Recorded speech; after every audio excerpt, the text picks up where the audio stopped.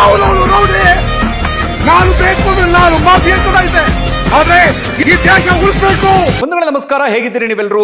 ನಾನು ಸುಬ್ರಹ್ಮಣ್ಯ ಎಸ್ ಹಂಡಿಗೆ. ಬಂಧುಗಳೇ, ಮತ್ತೊಂದು ವಿಶೇಷವಾದಂಥ ವಿಡಿಯೋ, ವಿಶೇಷವಾದಂಥ ವ್ಯಕ್ತಿಯೊಬ್ಬರ ಜೊತೆಗೆ ನಿಮ್ಮ ಮುಂದೆ ಬಂದಿದ್ದೇನೆ. ಬಂಧುಗಳೇ, ನಮ್ಮ ಸಮಾಜದಲ್ಲಿ ಈ ಸಮಾಜಕ್ಕೋಸ್ಕರ ಏನಾದರೂ ಮಾಡಬೇಕು, ಈ ವ್ಯವಸ್ಥೆಯನ್ನ ಬದಲಿಸಬೇಕು ಅಂತ ಹೇಳಿ ತಮ್ಮ ಬದುಕನ್ನ ತ್ಯಾಗ ಮಾಡಿ, ತಮ್ಮ ವೃತ್ತಿಯನ್ನ ತ್ಯಾಗ ಮಾಡಿ ಬಂದಂಥವರು ಸಾಕಷ್ಟು ಮಂದಿ ಇದ್ದಾರೆ. ಈ ಹಿಂದಿನಿಂದ ಸಾಕಷ್ಟು ಉದಾಹರಣೆಗಳು ನಮಗೆ ಸಿಗ್ತಿದ್ದಾರೆ. ಒಂದಷ್ಟು ಮಂದಿಗೆ ಬೇರೆ ಬೇರೆ ರೂಪದಲ್ಲಿ ಪ್ರಚಾರ ಸಿಕ್ಕಂತ ಕಾರಣಕ್ಕಾಗಿ ನಿಮಗೆ ಅವ್ರ ಬಗ್ಗೆ ಬಹಳ ಚೆನ್ನಾಗಿ ಗೊತ್ತಿರುತ್ತೆ, ಅವ್ರ ಬಗ್ಗೆ ನೀವು ತಿಳ್ಕೊಂಡಿರ್ತೀರಿ. ಒಂದೊಂದಷ್ಟು ಜನಕ್ಕೆ ಬೇರೆ ರೀತಿಯಲ್ಲಿ ಅವರು ರೀಚ್ ಆಗದೇ ಇದ್ರು ಕೂಡ ತಮ್ಮದೇ ಆದಂಥ ರೀತಿಯಲ್ಲಿ ಸಮಾಜಕ್ಕೋಸ್ಕರ ದುಡಿತಿರ್ತಾರೆ, ಸಮಾಜಕ್ಕೋಸ್ಕರ ತಮ್ಮ ಬದುಕನ್ನ ತ್ಯಾಗ ಮಾಡ್ತಿರ್ತಾರೆ. ಅಂಥವರನ್ನ ಮತ್ತೆ ಮತ್ತೆ ನಿಮ್ಮ ಮುಂದೆ ತಂದಿಡುವಂಥ ಪ್ರಯತ್ನವನ್ನ ನಾವು ಮಾಡಲೇಬೇಕಾಗತ್ತೆ. ಅದು ನಮ್ಮ ಜವಾಬ್ದಾರಿ, ನಮ್ಮ ಕರ್ತವ್ಯ ಕೂಡ ಹೌದು. ಯಾಕೆ ಈ ಮಾತನ್ನ ಹೇಳ್ತೀನಿ ಅಂದ್ರೆ, ಇವತ್ತು ನನ್ನ ಜೊತೆಗಿರುವಂತಹ ಈ ವ್ಯಕ್ತಿ ಬದುಕಲ್ಲಿ ಬಹಳ ಚೆನ್ನಾಗಿದ್ರು, ಒಳ್ಳೆ ಕೆಲಸ ಇತ್ತು, ಪೊಲೀಸ್ ಇಲಾಖೆಯಲ್ಲಿ ಇದ್ದಂಥವರು, ಇನ್ಸ್ಪೆಕ್ಟರ್ ಆಗಿದ್ರು. ಅದೇ ಸಂದರ್ಭದಲ್ಲಿ ಏನಾಗುತ್ತೆ, ಡಿ.ಕೆ. ರವಿ ಅವರ ಸಾವಿಗೆ ಸಂಬಂಧಪಟ್ಟಾಗ ಏನೆಲ್ಲ ಚರ್ಚೆ ಆಯಿತು, ಏನೆಲ್ಲ ವಿವಾದ ಆಯಿತು, ನಿಮ್ಮೆಲ್ಲರಿಗೂ ಕೂಡ ಗೊತ್ತಿರುವಂಥ ವಿಚಾರ. ಡಿ.ಕೆ. ರವಿ ಅವರ ಸ್ನೇಹಿತ ಕೂಡ ಹೌದು ಇವರು. ಹಾಗೆ ಇವ್ರಿಗೆ ಅನ್ಸುತ್ತೆ, ಈ ವ್ಯವಸ್ಥೆ ಯಾವ ಕಡೆಗೆ ಹೋಗ್ತಾ ಇದೆ, ಈ ಸಮಾಜ ಯಾವ ಕಡೆಗೆ ಹೋಗ್ತಾ ಇದೆ, ನನ್ನ ಸ್ನೇಹಿತನ ಸಾವಾಯಿತು, ಅದಕ್ಕೆ ಸಂಬಂಧಪಟ್ಟಾಗಿಯೂ ಕೂಡ ನನಗೊಂದಷ್ಟು ಅನುಮಾನ ಬರ್ತಿದೆ ಅಂತ ಹೇಳಿ ಅವತ್ತು ತಮ್ಮ ಕೆಲಸಕ್ಕೆ ರಿಸೈನ್ ಮಾಡಿ ಹೋರಾಟಕ್ಕೆ ಧುಮುಕ್ತಾರೆ. ಅದಾದ ಬಳಿಕ ಹೋರಾಟವೇ ಇವರ ಬದುಕಾಗತ್ತೆ. ಯಾಕೆ ಈ ಮಾತನ್ನ ಒತ್ತಿ ಒತ್ತಿ ಹೇಳ್ತಾ ಇದ್ದೀನಿ ಅಂದ್ರೆ, ತಮ್ಮ ವೃತ್ತಿಯನ್ನ ತ್ಯಾಗ ಮಾಡಿ, ತಮ್ಮ ಅದ್ಭುತವಾದಂಥ ಆ ಬದುಕನ್ನ ತ್ಯಾಗ ಮಾಡಿ ಹೋರಾಟದಲ್ಲಿ ತೊಡಗಿಸ್ಕೊಳ್ಳೋದಿದೆಯಲ್ಲ, ಅದು ಸಾಮಾನ್ಯವಾದಂಥ ವಿಚಾರ ಅಲ್ಲವೇ ಅಲ್ಲ. ಇವತ್ತು KRS ಪಾರ್ಟಿಯಲ್ಲಿ ಗುರುತಿಸಿಕೊಂಡಿದ್ದಾರೆ, ತಮ್ಮದೇ ಆದಂಥ ರೀತಿಯಲ್ಲಿ ಹೋರಾಟವನ್ನು ಮಾಡ್ತಿದ್ದಾರೆ.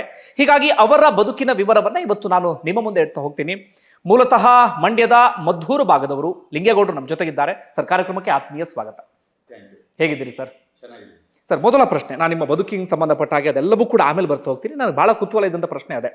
ಇತ್ತೀಚೆಗೆ ನಿಮ್ದೊಂದು ವಿಡಿಯೋ ವೈರಲ್ ಆಗಿತ್ತು, ನಾವೆಲ್ಲರೂ ಕೂಡ ಗಮನಿಸಿದ್ವಿ. ಅಲ್ಲಿವರೆಗೆ ನಿಮ್ಮ ಹಿನ್ನೆಲೆ ನಮ್ಮ ಯಾರಿಗೂ ಕೂಡ ಗೊತ್ತಿರಲಿಲ್ಲ. ಸಾಮಾನ್ಯ ಹೋರಾಟಗಾರ ಅಂದ್ಕೊಂಡಿದ್ವಿ, ಅಥವಾ ಯಾವುದೋ ಒಂದು ಹಿನ್ನೆಲೆಯಿಂದ ಬಂದು ಹೋರಾಟಕ್ಕೆ ಧುಮುಕೊಂಡಿದ್ರಿ ಅಂತ ಅಂದ್ಕೊಂಡಿದ್ವಿ. ಆ ವಿಡಿಯೋದಲ್ಲಿ ನೀವು ಸ್ವಲ್ಪ ಆಕ್ರೋಶ ಭರಿತರಾಗಿ ಮಾತಾಡ್ತಾ ಹೋಗ್ತೀರಿ. ಯಾರಿಗೆ ನೀನು ಮಾತಾಡ್ತೀಯಾ, ನಾನು ಕೂಡ ಇಲಾಖೆಯಲ್ಲಿ ಇದ್ದಂಥವನು, ನನ್ನ ಬದುಕನ್ನು ತ್ಯಾಗ ಮಾಡಿ ಇವತ್ತು ನಾನಿಲ್ಲಿ ನಿಮ್ಮ ನಡುವೆ ಗುರುತಿಸ್ಕೊಂಡಿದ್ದೇನೆ ಅಂತ. ಆಗ ಗೊತ್ತಾಗುತ್ತೆ ನೀವು ಪೊಲೀಸ್ ಇಲಾಖೆಯಲ್ಲಿ ಇದ್ದಂಥವರು, ಅಬಕಾರಿ ಇಲಾಖೆಯಲ್ಲಿ ಇದ್ದಂಥವರು, ತ್ಯಾಗ ಮಾಡಿ ಬಂದ್ರಿ ಬದುಕು ಅಥವಾ ವೃತ್ತಿಯನ್ನ ಅನ್ನುವಂಥ ವಿಚಾರ ಗೊತ್ತಾಗುತ್ತೆ. ಯಾಕೆ ಅನಿಸ್ತು ಆ ಸಂದರ್ಭ? ಜೊತೆಗೆ ಅದಾದ ಬಳಿಕ ನಿಮ್ಮ ಬದುಕು ಹೇಗಿದೆ, ಈಗ ಹೋರಾಟ ಹೇಗೆ ನಡೀತಿದೆ? ನಾನು ಮದ್ದೂರು ತಾಲೂಕಿನ ಸೋಂಪುರ ಅಂತ ಅನ್ನುವಂಥ ಒಂದು ಗ್ರಾಮದ ಕೃಷಿಕ ಕುಟುಂಬದಿಂದ ಬಂದವನು. ನಮ್ಮ ತಂದೆ ಹನುಮಂತಯ್ಯ ಅಂತೇಳಿ ಕೃಷಿಕರು. ಅವತ್ತಿಗೆ ಅವರು ವಿದ್ಯಾವಂತರು. ನಮ್ಮ ತಾಯಿ ಚಿಕ್ಕತಾಯಮ್ಮ ಅಂತೇಳಿ ಕೃಷಿಕ ಕುಟುಂಬ, ಮಧ್ಯಮ ವರ್ಗದ ಕುಟುಂಬ. ಆ ಕುಟುಂಬದಲ್ಲಿ ನಾನು ಎಲ್ಲ ಹಳ್ಳಿಯ ವಾತಾವರಣದಲ್ಲಿ ಜನಗಳ ಕಷ್ಟ ನಷ್ಟ, ಕೃಷಿ ಸಮಸ್ಯೆಗಳು ಇವೆಲ್ಲವನ್ನು ನೋಡಿಕೊಂಡು ಬೆಳೆದವನು. ನನ್ನ ವಿದ್ಯಾಭ್ಯಾಸ ಬಂದು ಇಂಗ್ಲೀಷ್ ಸಾಹಿತ್ಯದಲ್ಲಿ ನಂದು MA ಮೈಸೂರು ಯೂನಿವರ್ಸಿಟಿನಲ್ಲಿ. ಸೊ ಆ ಟೈಮಲ್ಲಿ ನಾವು ಯಾವುದೋ ಒಂದು ಕೆಲಸ ಬೇಕಿತ್ತು. ಕೆಲಸ ಬೇಕಿದ್ದಾಗ ಎಕ್ಸೈಸ್ ಡಿಪಾರ್ಟ್ಮೆಂಟ್ನಲ್ಲಿ ಎಕ್ಸೈಸ್ ಸಬ್ ಇನ್ಸ್ಪೆಕ್ಟ್ರಿಗೆ ಅಂತ ಕಾಲ್ ಮಾಡಿದರು. ಆ ಟೈಮಲ್ಲಿ ನಾನು ಪರೀಕ್ಷೆ ಬರೆದೆ, KPSCಯಿಂದ ಸಬ್ ಇನ್ಸ್ಪೆಕ್ಟ್ರಾಗಿ ನಾನು ಜಾಯ್ನ್ ಆದೆ. ಜಾಯ್ನ್ ಆಗಿ 2010ರವರೆಗೆ ಸಬ್ ಇನ್ಸ್ಪೆಕ್ಟ್ರು ಮತ್ತು 2017ರವರೆಗೆ ಇನ್ಸ್ಪೆಕ್ಟ್ರಾಗಿ ನಾನು ಕೆಲಸ ಮಾಡಿದೆ. ನನ್ನ ಮೇಲೆ ಕುವೆಂಪು, ಗಾಂಧೀಜಿ, ಅಂಬೇಡ್ಕರ್, ಬಸವಣ್ಣ, ಹೀಗೆ ನಾನು ಸಾಹಿತ್ಯದ ವಿದ್ಯಾರ್ಥಿ ಆಗಿರೋದ್ರಿಂದ ಬೇರೆ ಬೇರೆ ಸಾಹಿತ್ಯ ಮತ್ತು ಇತಿಹಾಸದ ವಿದ್ಯಾರ್ಥಿ ನಾನು. ಹಾಗಾಗಿ ದೇಶದ, ಪ್ರಪಂಚದ ಇತಿಹಾಸ, ಸಾಹಿತ್ಯವನ್ನು ನನಗೆ ದಕ್ಕಿದಷ್ಟು ಮಟ್ಟಿಗೆ ಓದ್ಕೊಂಡು ನಮ್ಮದು ಒಂದು ಜವಾಬ್ದಾರಿ ಇದೆ ಅಂತ ಅರ್ಥ ಮಾಡ್ಕೊಂಡಿದ್ದನು. ಆದರೆ ಈ ಬದುಕಿನ ಒಂದು ಪಥದಲ್ಲಿ ಎಕ್ಸೈಸ್ ಡಿಪಾರ್ಟ್ಮೆಂಟ್ಗೆ ಹೋಗಿ ಸೇರ್ಕೊಳ್ಬೇಕಾಗಿ ಬಂತು. ಆ ನಂತರ ನಾನು ಯಾವುದೋ ಒಂದು ಸಂದರ್ಭದಲ್ಲಿ ನನಗೆ 2011-12 ಸುಮಾರಲ್ಲಿ ನನಗೆ, ಇಲ್ಲ ನಾವು ಇದ್ರ ಭಾಗವಾಗಬಾರ್ದು, ನಾವು ಈ ಭಾಳ ವ್ಯವಸ್ಥೆ ಇಷ್ಟೊಂದು ಕೆಟ್ಟಿದೆ. ಒಬ್ಬ ಅಧಿಕಾರಿಯಾಗಿ ನಾನು ನೋಡ್ತಾ ಬರ್ತಾ ಇದ್ದೆ, ಭಾಳ ಅತ್ಯಂತ ಕೆಟ್ಟ ಸ್ಥಿತಿ ಇವತ್ತು ಸಮಾಜದಲ್ಲಿದೆ ಅಂತ ಅನ್ನೋದು ನನಗೆ ಕಣ್ಣಿಗೆ ರಾಚೋದಕ್ಕೆ ಶುರುವಾಯಿತು. ಯಾಕೆ ಆ ಪರಿಯಾದಂಥ ಭ್ರಮನಿರಸ? ಯಾಕೆಂದರೆ ಈಗ ನಾನು ಎಕ್ಸೈಸ್ ಡಿಪಾರ್ಟ್ಮೆಂಟಲ್ಲಿ ಇದ್ದವನು. ಎಕ್ಸೈಸ್ ಡಿಪಾರ್ಟ್ಮೆಂಟ್ ಇರೋದು ಜನಗಳಿಗೆ ಮದ್ಯ ಕುಡಿಸೋದಕ್ಕಲ್ಲ. ಈಗಾಗಲೇ ಕುಡಿಯುವ ಅಭ್ಯಾಸ ಮಾಡ್ಕೊಂಡು ಬಿಟ್ಟಿರುವಂಥವ್ರಿಗೆ ಆರೋಗ್ಯಕ್ಕೆ ಸಮಸ್ಯೆ ಆಗದ ರೀತಿಯಲ್ಲಿ ಕಡಿಮೆ ಮದ್ಯವನ್ನು ಅವರು ಕುಡಿಯೋ ಹಾಗೆ ಮಾಡುವಂಥದ್ದು. ಮದ್ಯದ ಮೇಲೆ ಜಾಸ್ತಿ ಮದ್ಯ ಸಮಾಜದಲ್ಲಿ ಕನ್ಸ್ಯೂಮ್ ಆಗದ ಹಾಗೆ ನೋಡ್ಕೊಳ್ಳೋದಕ್ಕೆ ನಿರ್ಬಂಧ ಏರೋದಕ್ಕೆ ಅಂತ ಇರೋದು ಎಕ್ಸೈಸ್ ಡಿಪಾರ್ಟ್ಮೆಂಟ್. ಆದರೆ ನಮ್ಮ ಡಿಪಾರ್ಟ್ಮೆಂಟಲ್ಲಿ ಏನಾಗ್ತಾ ಇತ್ತು ಅಂತಂದರೆ, ನಮಗೆ ಟಾರ್ಗೆಟ್ ಕೊಡುವಂಥದ್ದು. ನಾನು ಎಕ್ಸೈಸ್ ಇನ್ಸ್ಪೆಕ್ಟರ್ ಕೆಲಸ ಮಾಡ್ತೀನಿ ಅಂದರೆ ಒಂದು ರೇಂಜ್ಗೆ ಇಷ್ಟು ನೀವು ಮಾರಾಟ ಮಾಡಿಸ್ಬೇಕು, ಅಂತ ಹೇಳಿ. ಯಾಕೆ ಬಜೆಟಲ್ಲಿ ಇವರು ಇಷ್ಟು ನಿರೀಕ್ಷೆ ಮಾಡಿರ್ತಾರೆ ಎಕ್ಸೈಸ್ ಡಿಪಾರ್ಟ್ಮೆಂಟಿಂದ, ಹಾಗಾಗಿ ಅದನ್ನು ಎಲ್ಲ ಜಿಲ್ಲೆಗಳಿಗೆ ತಾಲೂಕುಗಳಿಗೆ ಹಂಚಿದಾಗ ಇಷ್ಟು ಮಾರಾಟ ಮಾಡಬೇಕು ಅಂತ. ಮಾರಾಟ ಮಾಡಬೇಕು ಅಂದರೆ ಅಲ್ಲಿ ಒಂದು 20, 30, 40 ಅಂಗಡಿಗಳಿರ್ತವೆ. ಆ ಅಂಗಡಿಗಳಲ್ಲಿ ಇವರು ಹೇಳ್ತಾ ಇರೋಷ್ಟನ್ನು ಮಾರಾಟ ಮಾಡೋದಕ್ಕಾಗೋದಿಲ್ಲ. ಮತ್ತೆ ಅದನ್ನು ಬೇರೆ ಹಳ್ಳಿಗಳಿಗೆ ನಾವೇ ಲೈಸೆನ್ಸಿಗಳಿಗೆ ನೀವು ಜಾಸ್ತಿ ಮಾರಾಟ ಮಾಡಿ ಅಂದರೆ ಅವರು ಒತ್ಕೊಂಡು ಹೋಗಿ ಹಳ್ಳಿಗಳಲ್ಲಿ ಕೊಡುವಂಥದ್ದು ಇದೆಲ್ಲ ಶುರುವಾದಾಗ ಹಳ್ಳಿಗಳಲ್ಲಿ ಯಾವ ಉದ್ದೇಶಕ್ಕೆ ಇದನ್ನು ಲೈಸೆನ್ಸ್ ಕೊಟ್ಟು ಇದು ನಿರ್ಬಂಧಿತ ಸರಕು ಅಂತ ಮಾಡಿ ಅದು ಇಂಥ ಕಡೆನೇ ಮಾರಾಟ ಆಗಬೇಕು, ಅದು ಬಿಟ್ಟು ಬೇರೆ ಕಡೆ ಮಾರಾಟ ಆದರೆ ಅವ್ರ ಮೇಲೆ ಮೊಕದ್ದಮೆ ಹೂಡಬೇಕು ಅಂತ ಹೇಳ್ಬೇಕಾಗಿದ್ದಂಥ ಇಲಾಖೆನೇ ನಾವೇ ಹೋಗಿ ಮಾರಾಟ ಮಾಡಿ ಅಂತ ಹೇಳೋದು ಒಂದು ಕಡೆ.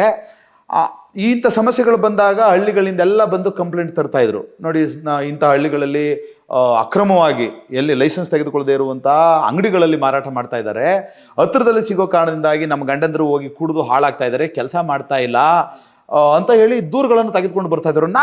ನಾವೇ ಒಂದು ಕಡೆಯಿಂದ ತಗೊಂಡೋಗಿ ಹೆಚ್ಚು ಮಾರಪ್ಪ ಅಂತ ಮಾರಿಸ್ಬೇಕು. ಆಮೇಲೆ ಇವ್ರು ಹೆಣ್ಮಕ್ಳು ಬಂದು ಹೇಳಿದಾಗ ನಮಗೆ ಕಂಪ್ಲೇಂಟ್ ಮಾಡಿದಾಗ ನಾವೇ ಹೋಗಿ ರೈಡ್ ಮಾಡಬೇಕು. ಇದು ಒಂಥರ ವಿಚಿತ್ರವಾದಂಥ ಒಂದು ಸನ್ನಿವೇಶ. ಇದನ್ನು ಅಧಿಕಾರಿಗಳಿಗೆ ಹೇಳಿದ್ರೆ ಇಲ್ಲ, ನಾವೀಗೆ ಮಾಡಬೇಕು, ನಮ್ಮ ಇಲಾಖೆ ಇರೋದೇ ಹೀಗೆ ಅನ್ನುವಂಥ ರೀತಿಯಲ್ಲಿ ಹೇಳೋದಕ್ಕೆ ಶುರು ಮಾಡಿದ್ರು. ಸೊ ನಾವು ಇನ್ನೂ ಜಾಸ್ತಿ ಹೇಳೋದಕ್ಕೆ ಶುರು ಮಾಡ್ತು ಅಂತಂದರೆ ನಮ್ಮ ಮೇಲೆ ಟಾರ್ಗೆಟ್ ಮಾಡೋದು, ಅಥವಾ ನಮ್ಮನ್ನು ಯಾವುದೋ ನಾವು ಇನ್ಸ್ಪೆಕ್ಷನ್ ಮಾಡ್ತೀವಿ, ನೀನೇನು ಕೆಲಸ ಮಾಡಿದ್ಯಾ, ಆಗ ಮಾಡಿದ್ಯಾ, ಈಗ ಮಾಡಿದ್ಯಾ ಅಂತ ಅಂದರೆ ನಾವೊಂಥರ ಸ್ಟ್ರೇಂಜರ್ಸ್ ಥರ, ಔಟ್ಸೈಡರ್ಸ್ ಥರ ಈ ರೀತಿಯಲ್ಲಿ ಆಗೋದಕ್ಕೆ ಶುರು ಆಯಿತು. ಆಮೇಲೆ 100 ಜನರಲ್ಲಿ 99 ಜನ ಬಟ್ಟೆ ಹಾಕೊಳ್ಳದೆ ಇದ್ದಾಗ ಯಾರೊಬ್ಬ ಬಟ್ಟೆ ಹಾಕೊಂಡು ಓಡಾಡ್ತಿದ್ದಾನಂದ್ರೆ ಅವನ್ನೇ ಬೇರೆ ರೀತಿಯಲ್ಲಿ ನೋಡೋದು, ಬೇರೆ ರೀತಿಯಲ್ಲಿ ನೋಡೋದು. ಸೊ ಹೀಗೆ ಆಗೋದಕ್ಕೆ ಶುರು ಆಯಿತು. ನಾನು ಮೊದಲೇ ಹೇಳಿದಾಗೆ ನಾನು ಹಳ್ಳಿಯ ವಾತಾವರಣದಿಂದ ಬಂದಿದ್ದವನು. ನನಗೆ ಇದು ಸರಿಯಲ್ಲ, ನಾವು ಇದನ್ನು ಸರಿಪಡಿಸ್ಬೇಕು ಅಂದರೆ ಏನೋ, ಈಗ ನಮಗೆ ನಮ್ಮ ಜ್ಞಾನದ ಇದರಲ್ಲಿ ಗೊತ್ತಾಗೋದು ಹೇಗೆ ಅಂದರೆ, ಇದು ಡೆಮಾಕ್ರಸಿನಲ್ಲಿ ಒಳ್ಳೆ ರಾಜಕೀಯ ಪಕ್ಷಗಳು ಒಳ್ಳೆ ರೀತಿಯಲ್ಲಿ ರಾಜಕಾರಣ ಮಾಡೋದೊಂದೇ ಇದು ಮಾರ್ಗ ಅಂತ ಒಂದು ಹಂತದಲ್ಲಿ ನನಗೆ ಅನಿಸುತ್ತೆ.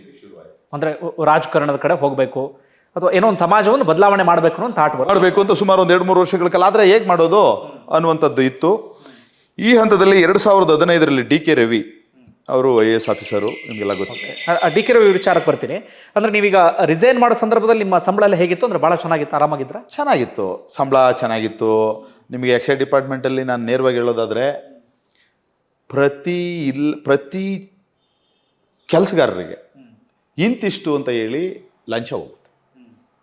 ಅದರಲ್ಲಿ ಅದೇಗೆ ಅಂದರೆ, ಲಂಚ ತೆಗೆದುಕೊಳ್ಳಿಲ್ಲ ನೀವು ಅಂತ ಅಂದರೆ ಅವನನ್ನು ಟಾರ್ಗೆಟ್ ಮಾಡಲಾಗುತ್ತೆ. ಓಹೋ ಇವನು ಏನು ಸ್ಪೆಷಲ್ಲಾ, ಅಂದರೆ ಅದು ಒಂದು ರೀತಿಯಲ್ಲಿ ಗೊತ್ತಲ್ಲ, ನಾನು ದೊಡ್ಡ ಮನುಷ್ಯ ಅಂತಾನೋ ಅಥವಾ ನಾನೇನೋ ಪ್ರಾಮಾಣಿಕ ಅಂತಾನೋ, ಇವನೇನೋ ಗಾಂಧಿನ ಈ ಥರ ಮಾಡಿ.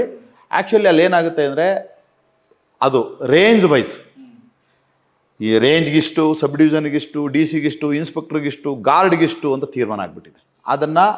ಅದು ಅವ್ರು ಕೊಡಲೇಬೇಕು ಅನ್ನುವಂಥ ಸ್ಥಿತಿನಲ್ಲಿ ಲೈಸೆನ್ಸ್ಗಳನ್ನು ಇಡುವಂಥ ಒಂದು ಬಹಳ ವ್ಯವಸ್ಥಿತವಾದಂಥ ಕಾನೂನುಗಳನ್ನು ಜಾರಿಗೆ ತರಲಾಗುತ್ತೆ. ಉದಾಹರಣೆಗೆ ನಿಮ್ಗೆ ಹೇಳೋದಾದ್ರೆ, ಅಲ್ಲಿ ಈಗ ಮದ್ಯ ಮಾರಾಟದಲ್ಲಿ 10% ಅವನಿಗೆ ಇದು ಸಿಗಬೇಕು, ಲಾಭ ಸಿಗಬೇಕು. ಅಂದರೆ 90 ರೂಪಾಯಿಗೆ ತಂದರೆ ಅವನು 100 ರೂಪಾಯಿಗೆ ತಂದರೆ 110 ರೂಪಾಯಿಗೆ ಮಾರಾಟ ಮಾಡಬೇಕು, ಮಾರ್ಜಿನ್ ಅದು.